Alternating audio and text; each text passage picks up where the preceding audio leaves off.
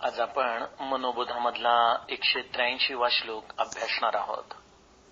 समर्थ माऊली म्हणते, जनी भक्त ज्ञानी विवेकी विरागी, कृपाळू मनस्वी क्षमावंत योगी, प्रभू दक्ष वित्पन्न चातुर्य जाणे, तयाचेन योगे समाधान बाणे.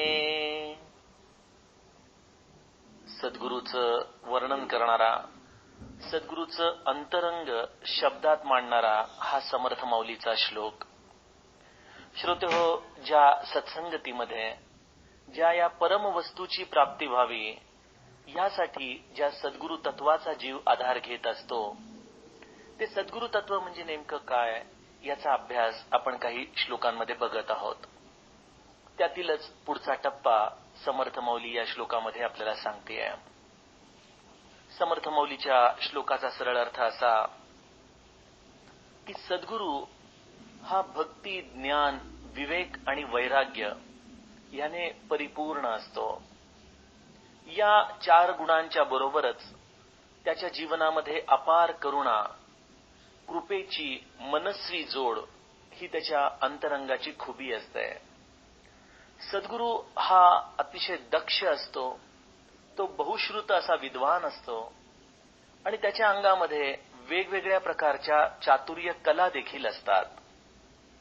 असा हा सद्गुरू जो या 10 गुणांनी युक्त आहे, त्याच्या चरणी जो जातो त्याचं संपूर्ण समाधान या सद्गुरूच्या सहवासात होतं. समर्थ माऊली सद्गुरूचं महत्व सांगताना या मनोबोधाच्या आधाराने सद्गुरूचे हे 10 गुण आपल्या समोर ठेवत आहेत. समर्थ माऊलीच्या श्लोकाचा हा सरळ अर्थ.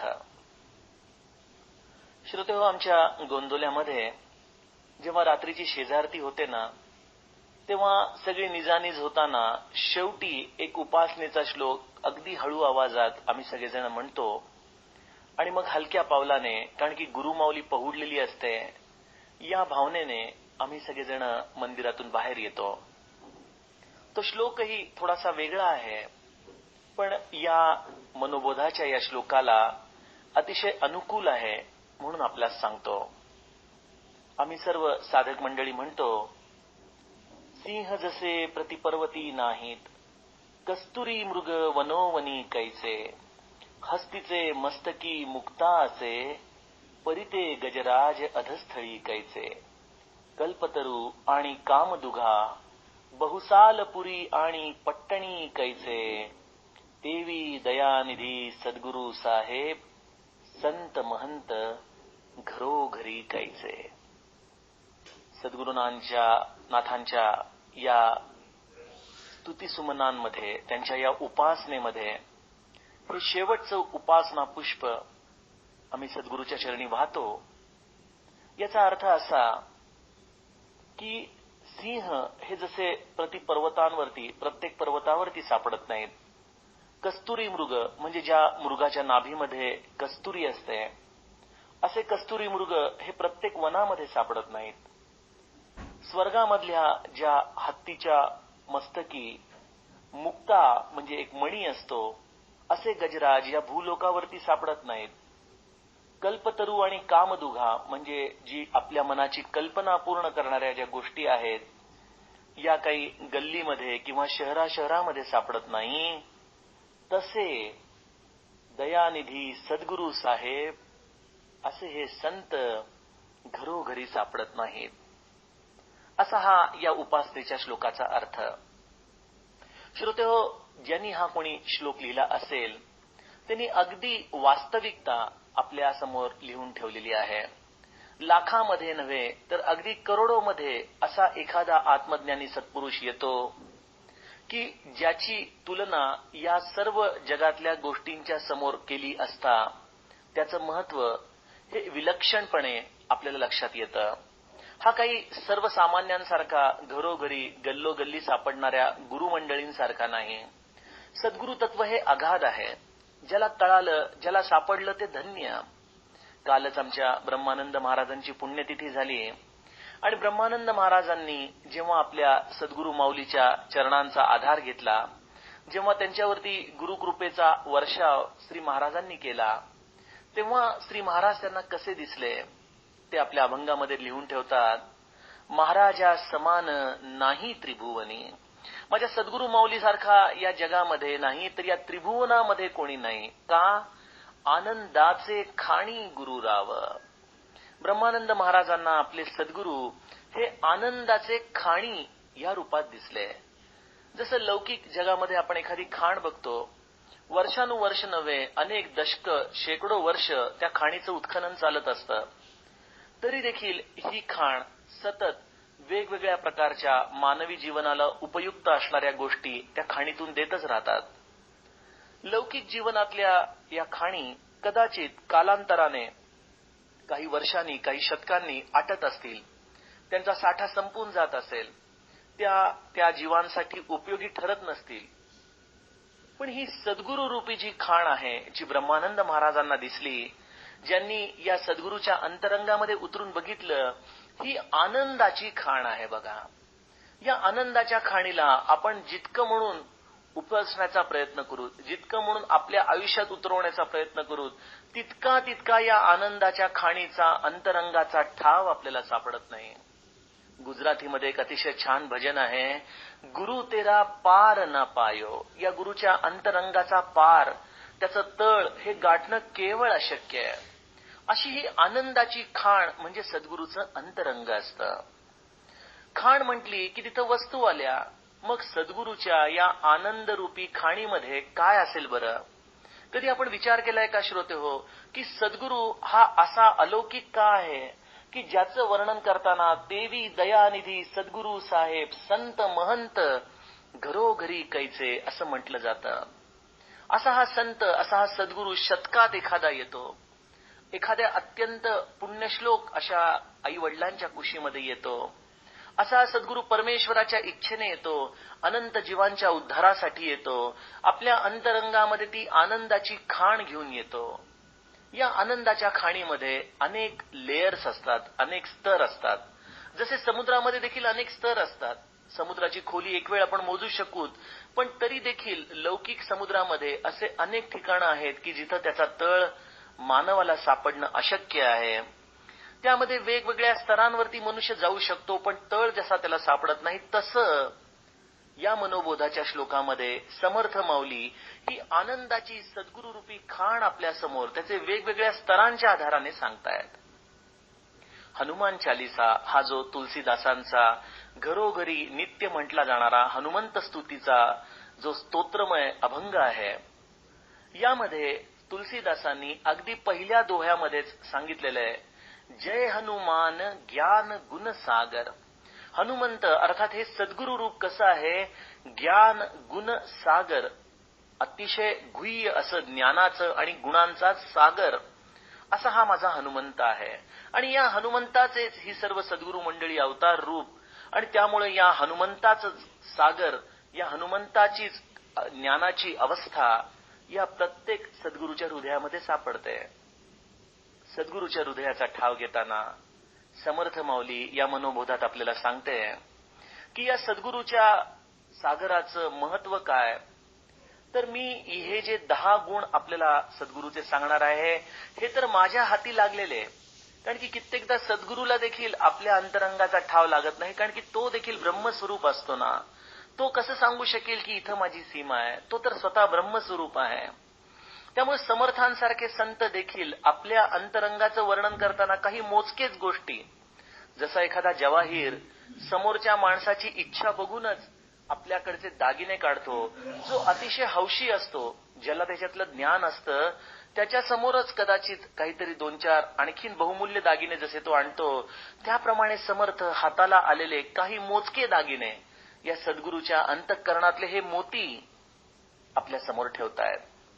आणि या सर्व सागराची गुह्यता अशी की आपण सामान्य मनुष्यांकडे बघताना प्रत्येकामध्ये एक गुण वैशिष्ट्य बघतो, पण ते गुण वैशिष्ट्य बघत असताना त्याच्याकडे सर्व गुणांची खाण एकत्रपणे असणं शक्य नसतं.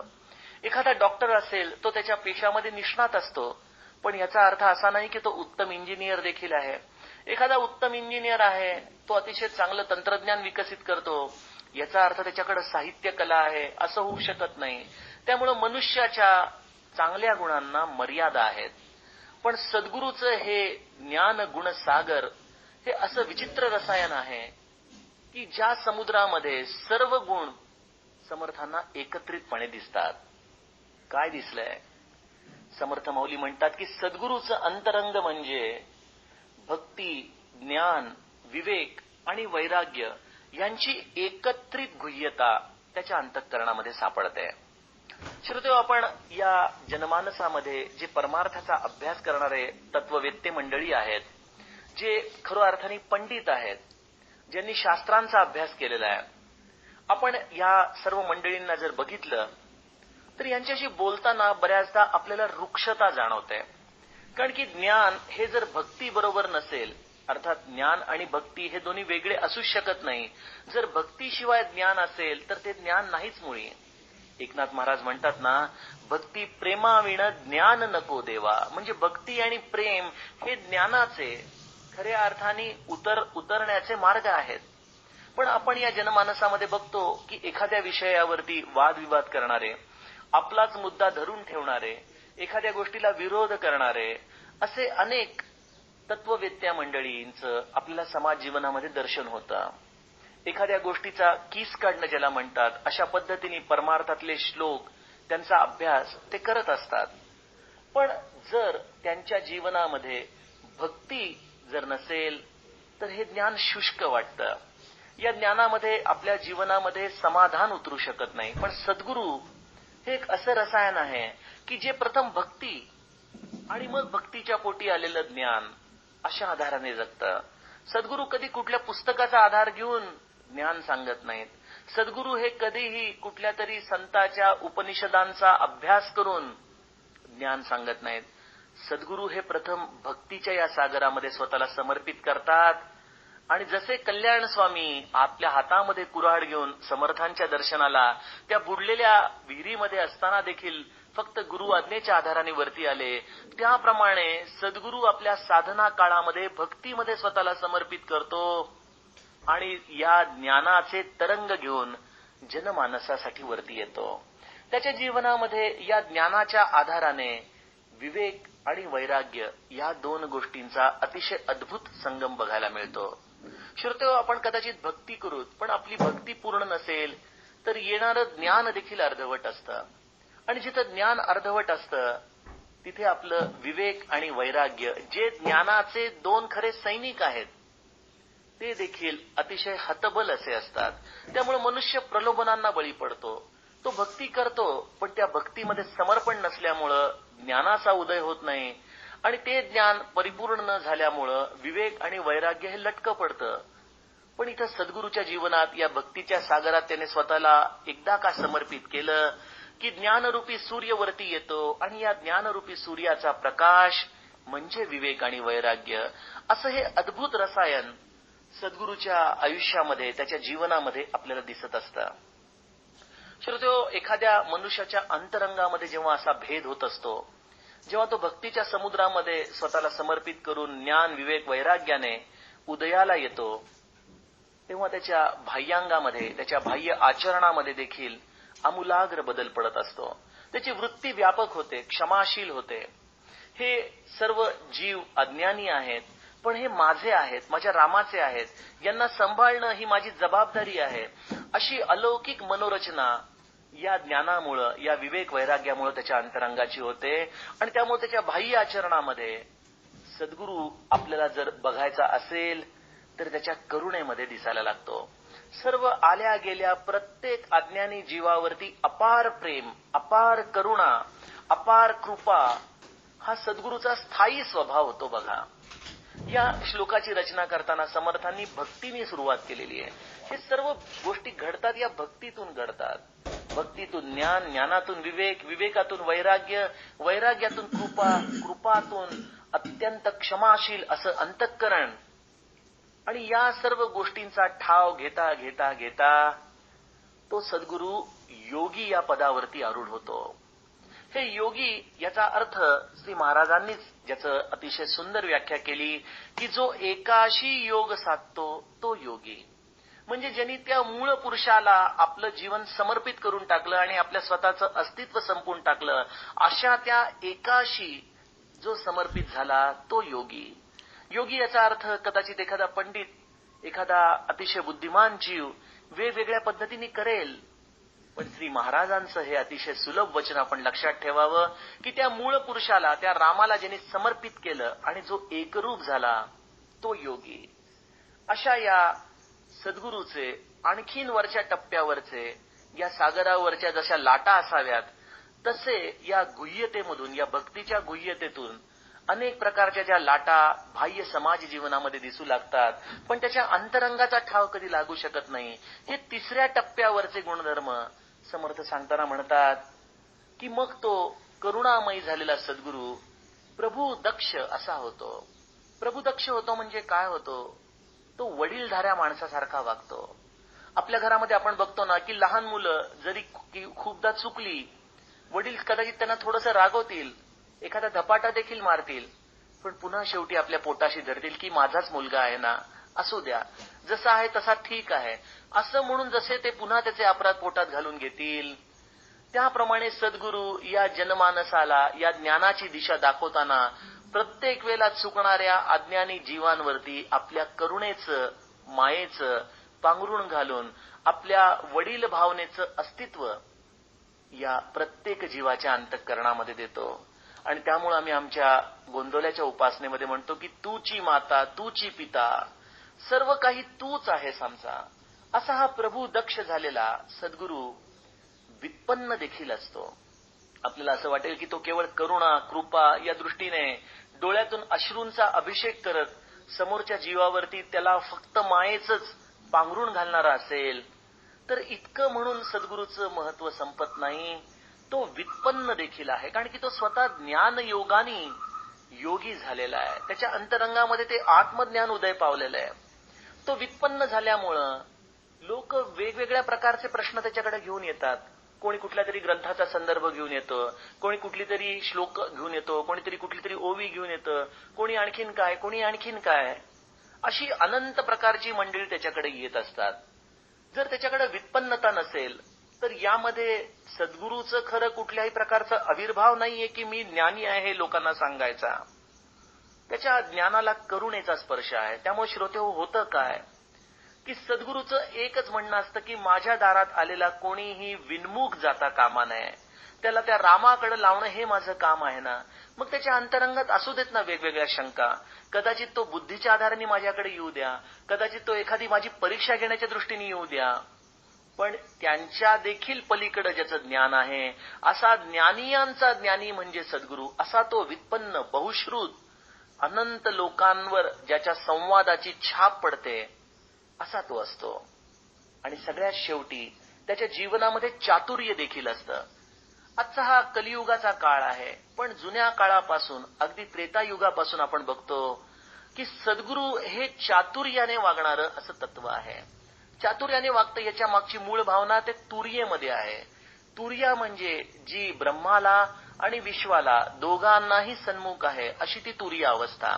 त्यामुळे या सीमारेषेवर जसं देशाच्या सीमारेषेवरती राहणारा सैनिक हा चतुरच पाहिजे, तो दक्षही पाहिजे, तो व्युत्पन्नही पाहिजे, त्याप्रमाणे या तुर्येच्या सीमारेषेवर राहणारा सद्गुरू हा चातुर्याने राहतो. हे चातुर्य कशाचं?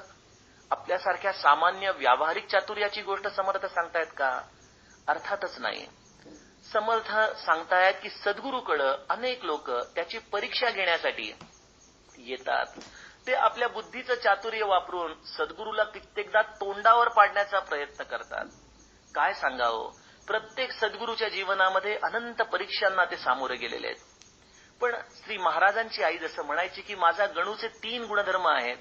तो सतत रामनाम घेतो, तो दिसायला अतिशय सुंदर आहे आणि तो बोलण्यात अत्यंत चतुर आहे. हे जसं आईचं हृदय आपल्या महाराजांविषयी त्यांच्या लहानपणी गुरुशोधात गेलेले असताना प्रत्येक संताकडे जाऊन ती विचारायची की माझ्या गणूला तुम्ही पाहिलंय का, त्याचे हे 3 गुणधर्म आहेत. त्यातील एक आईच सांगू शकते की माझा गणू हा चतुर आहे. यातील चतुराई म्हणजे व्यावहारिक चतुराई नसून समोरच्या जीवाला भगवंताकडे वळवण्यासाठी लागणारं शब्द सामर्थ्य. त्या चतुराईमध्ये कुठलाही स्वतःचा स्वार्थ नाहीये, त्यांना कुठलीही गोष्ट नकोय. त्यांना फक्त आलेला जीव त्या रामाच्या चरणी लावायचा आहे आणि त्यासाठी लागणारं हे बुद्धीचं चातुर्य, त्यासाठी लागणारं हे शब्दांचं चातुर्य. श्रोतेहो, असे समर्थांनी सद्गुरूचे 10 गुण या श्लोकामध्ये सांगितलेत. आणि त्याची सुरुवात कुठून होते? भक्तीमध्ये झालेल्या समर्पणातून. या सद्गुरूच्या तत्वाचा उदय हा अंतरंगातून बाह्यरंगाकडे होतो. जनमानसामध्ये नेमकी सद्गुरू होण्याची ज्यांना घाई आहे ते बाह्यरंगाकडून अंतरंगाकडे जाण्याचा प्रयत्न करतात. काही हरकत नाही, पण हा सगळा प्रवास प्रयत्नांचा नाहीये. हे अंतरंगाचं शास्त्र आहे. आपल्या आतमध्ये उतरून स्वतःला भक्तीमध्ये संपून टाकणं, त्या रामनामामध्ये स्वतःच्या अस्तित्वाचा विसर पडणं आणि त्यामध्येच या ज्ञानाचा उदय हा सामावलेला आहे. श्रोतेहो, या सद्गुरूचे हे 10 गुण म्हणजे मला सांगू का, भगवंताचे दशावतार आपण अभ्यासले बघा मध्यंतरी. त्यामध्ये प्रत्येक ग्रंथामध्ये गणपती, शारदा, एकंदर आज जी शारदेचं आपण नवरात्र बसवलं तिचं आपण नमन करतो, गणेशाचं नमन करतो, शंकराचं नमन करतो, आपण विष्णूचं नमन करतो, आपण या सर्व ग्रंथाचं नमन करतो. असे या दशावतारामधल्या प्रत्येक तत्वाचं नमन प्रत्येक ग्रंथामध्ये दिलेलं असतं. पण मला असं वाटतं की सद्गुरू या दशावतारामध्ये या 10 गुणांच्या आधाराने प्रत्येक तत्वाचा देवता म्हणून बसलेला आहे बघा. त्यामुळे इतर कुठल्या देवतांची पूजा झाली न झाली ठीक आहे, आपल्याकडून होत असेल आनंद आहे, पण एक करावं की या दशावताराने परिपूर्ण असलेल्या सद्गुरूचे चरण मात्र आपण घट्ट धरावेत. अशा सद्गुरूचा संग आपण करावा आणि त्याचा सहवास, अशा परिपूर्ण गुणवत्तेने भरलेल्या सद्गुरूचा सहवास फार आनंददायक आहे, अत्यंत समाधानकारक आहे, आपल्या बुद्धीला परम शांती देणारा आहे, आपल्या जीवनातल्या सर्व प्रश्नांची उत्तरं देणारा आहे. अशा सद्गुरूच्या जवळ जाऊन मौनाने आपण बसून राहावं आणि ते मौनच सद्गुरूची आपल्या अंतरंगातली अवस्था बोलती करेल, आपल्या जीवनातल्या सर्व प्रश्नांची उत्तरं देऊन जाईल. असा हा अगाध माझा सद्गुरू राया. श्रोतेहो, त्याच्या चरणांना आपल्या हृदयामध्ये घट्ट धरावं. बस या पलीकडे अजूनही काय परमार्थ बरं. जानकी जीवन स्मरण, जय जय राम, श्रीराम. आज आपण मनोबोधामधला 184वा श्लोक अभ्यासणार आहोत. समर्थ माऊली म्हणते, नवे तेची झाले नसे तेची आले, कळो लागले सज्जनाचे निबोले, अनिर्वाच्य ते वाच्य वाचे वदावे, मना संत आनंत शोधित जावे. सद्गुरूच्या अंतरंगाचे गुणधर्म जे काल आपण अभ्यासले, अशा या सद्गुरूच्या संगतीमध्ये या सद्गुरूच्या अंतरंगाच्या गुणधर्माच्या आधाराने एका जीवाला या विश्वाचं जे सत्य स्वरूप आहे ते त्याच्या हृदयात अनुभूतीला येतं. त्या प्रवासाचा हा मनोबोधातला श्लोक. श्रोतेहो, समर्थ माऊली आपल्या या श्लोकात आपण सांगतीये की जे विश्व एका अर्थाने निर्माण झालंच नाहीये, पण तरी देखील आपल्या अज्ञानामुळं हे निर्विकल्प ब्रह्म आपल्याला दृश्य जगाच्या रूपाने दिसतं. ज्याला कुठलाही आकार नाही ते आपल्यासाठी या दृश्य जगात आकार घेऊन येतं. असं हे आपलं अज्ञानाच्या दृष्टीने बघितलेलं जग ते केवळ संताच्या संगतीमध्ये जाऊनच, त्याच्या चरणांशी राहूनच, त्यांनी दिलेल्या साधनेमध्ये आपला देह झिजवूनच या विश्वाचं खरं स्वरूप आपल्याला समजू शकतं. खरं तर हे परब्रह्म स्वरूप हे अनुर्वाच्य आहे. अनुर्वाच्य याचा अर्थ ज्याला शब्दाचा स्पर्श देखील सहन होत नाही असं. पण संत या अनुर्वाच्य ब्रह्माला वाणीचा विषय करून, वाणीच्या द्वारे, शब्दांच्या द्वारे आपल्या अंतरंगामध्ये आपल्याला समजून सांगतात. असं आपण आपल्या जीवनात आल्यासरशी कुठल्या तरी आत्मज्ञानी सत्पुरुषाच्या चरणांशी जाऊन त्यांनी दिलेल्या साधनेमध्ये आपला देह झिजवून त्याची संपूर्ण कृपा प्राप्त करून आपल्या जीवनात या शाश्वताचा, या आत्मज्ञानाचा उदय अनुभूतीच्या आधाराने घ्यावा, हाच समर्थांच्या श्लोकाचा सरळ अर्थ. श्रोतेहो, समर्थांचा दासबोध हा एक अत्यंत गूढ ग्रंथ आहे. श्री महाराज दासबोधाविषयी बोलताना म्हणतात की एखाद्या मनुष्याच्या मनात कुठलाही प्रश्न उरणार नाही, इतक्या प्रश्नांची उकल समर्थांनी या ग्रंथात केलेली आहे. कल्याण शिष्याला आपल्याच अंतरंगातल्या प्रेरणेने अनेक प्रश्नांना एका शिष्योत्तमाच्या मुखाद्वारे सद्गुरूच्या चरणी विचारणा करून तुम्हा आम्हा सारख्या जनमानसांना त्याची उत्तरं समर्थांनी दासबोधामध्ये लिहून ठेवली आहेत. दासबोधाचं त्यातही अधिक प्राण असलेला जो ज्ञानदशकाचा भाग आहे, जो भल्या भल्यांना देखील नीटपणे सांगता येऊ शकत नाही, त्याचा अर्थबोध होऊ शकत नाही, असा हा दासबोधाचा 7व्या-8व्या अध्यायापासून सुरू होणारा ज्ञानदशकाचा प्रवास आहे.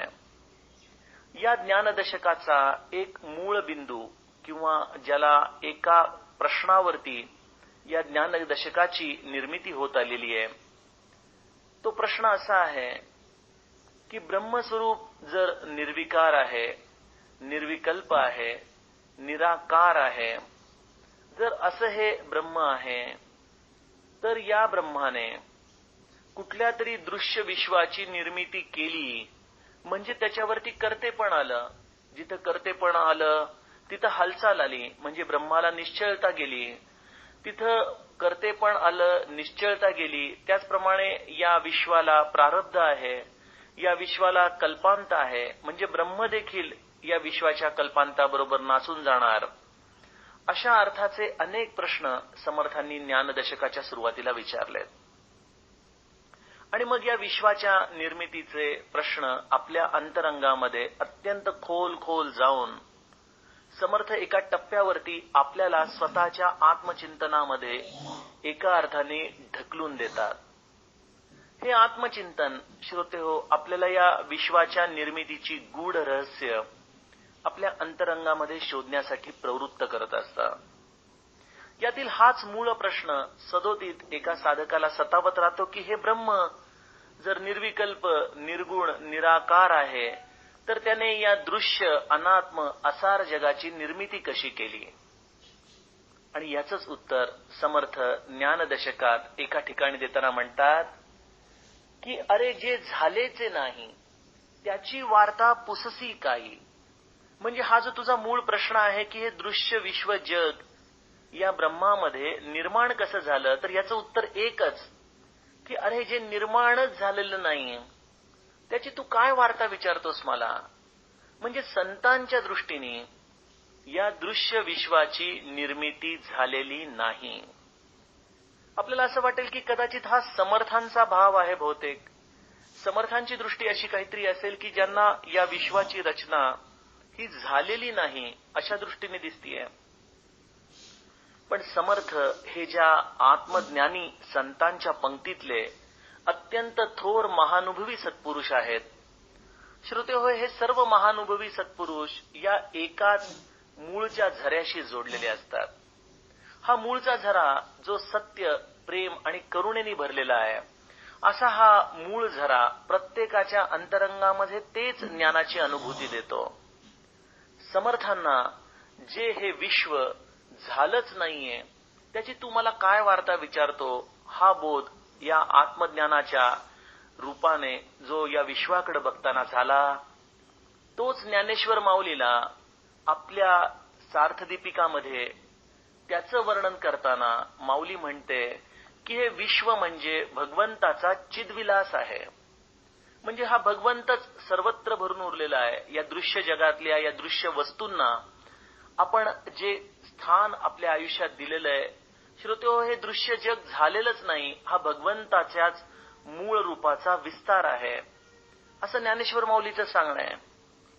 आणि माझे महाराज, माझी सद्गुरू माऊली प्रत्येक ठिकाणी पदोपदी आपल्याला एकच सांगते की मी माझ्याकडे आलेला विद्वान बघितला नाही की अडाणी, लहान बघितला नाही की मोठा, स्त्री पुरुष बघितला नाही, आबाल वृद्ध बघितला नाही, अगदी सजीव आहे का निर्जीव हे देखील जाणलं नाही.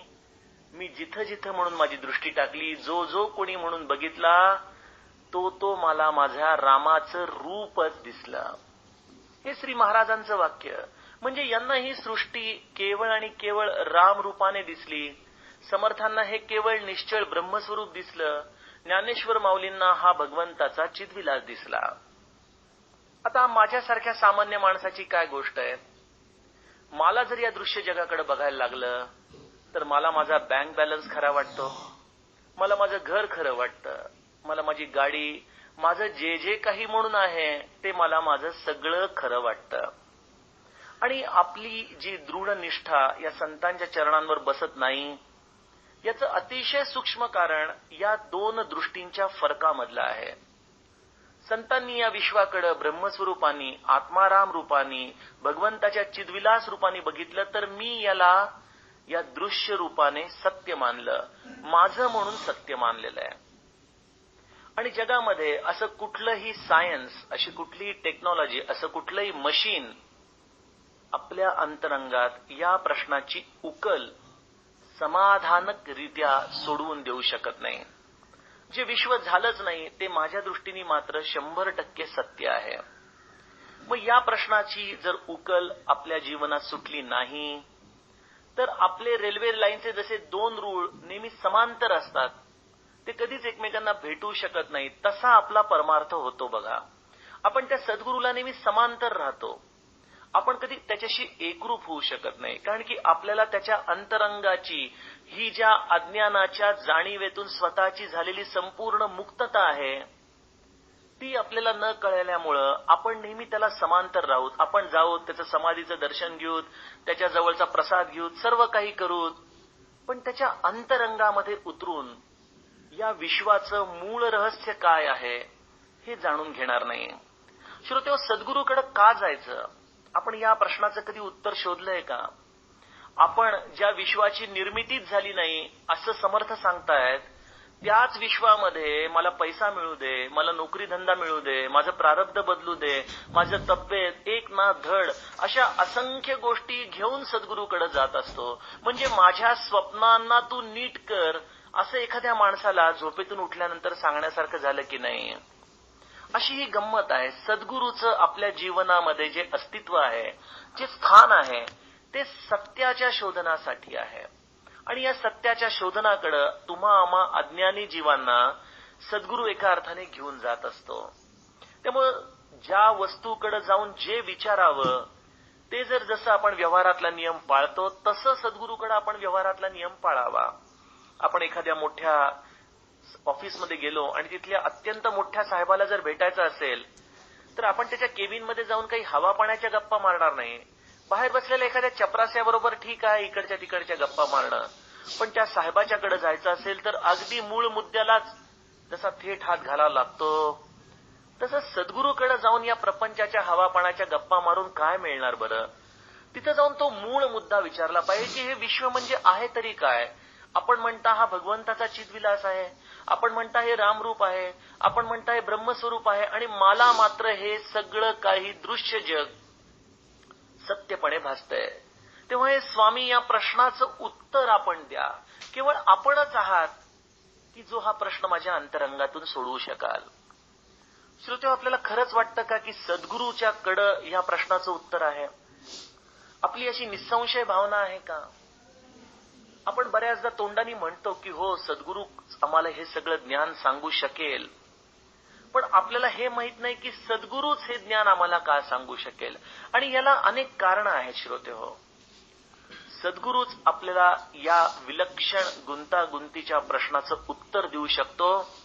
याचं कारण या सद्गुरूचा जे आदी रूप आहे ते म्हणजे महादेवाचं, ते म्हणजे शंकराचं. हा महादेव कुठं राहतो बरं? हा महादेव कैलास पर्वतावरती आपली पत्नी पार्वती हिच्याबरोबर, ज्याचा नित्य निवास या कैलास पर्वतावरती आहे असं सांगितलं जातं. असं श्रुती पुराण म्हणतं. आणि असा अनेक भक्तांचा स्वतःच्या अंतरंगीचा देखील बोध आहे.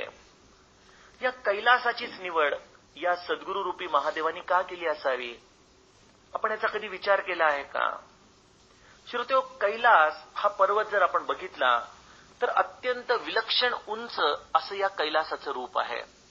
अशा या अत्यंत उंच पर्वतावरती सद्गुरू रूपी महादेवाचं स्थान आहे. यातून सद्गुरू आपल्याला काय सांगू शकतो की सद्गुरूच्या मनाची उंची ही विलक्षण सूक्ष्म झालेली असते. तर तुम्हा आम्हासारखा हलका विचार, खालच्या दर्जाचा विचार करूच शकत नाही. तो ज्या अनुसंधानामध्ये, तो ज्या रामरूपामध्ये रंगलेला असतो, ते अनुसंधान या कैलास पर्वता इतकं उंच करत त्याच्या मनाला सूक्ष्म करतं, त्याच्या वृत्तींना व्यापक करतं. आणि तुम्ही आम्ही सर्वजण या जमिनीवरती रेंगाळणारे छोटेसे जीव आहोत. त्यामुळे कैलास पर्वताची उंची म्हणजे सद्गुरूचं अनुसंधान आहे. हा कैलास पर्वत अत्यंत स्थिर आहे. म्हणजे हा सद्गुरू या विश्वामध्ये जरी अनेक घडामोडी होत असल्या, जसे श्री महाराज म्हणायचे की तुमच्यासारख्या प्रापंचिकांमध्ये मी राहिलो, या प्रपंचाच्याच गप्पा मारल्या, पण भगवंतानी माझं मौन कधी भंग केलं नाही. त्याप्रमाणे हा कैलास पर्वत हा अत्यंत स्थिर आहे. तो विश्वाच्या कोलाहलापासून दूर आहे. त्याच्या भोवती अनेक लोक जातात, पण त्या कोलाहलापासून हा कैलास स्वतःला दूर ठेवू शकतो. कैलास हे एकांताचं स्थान आहे.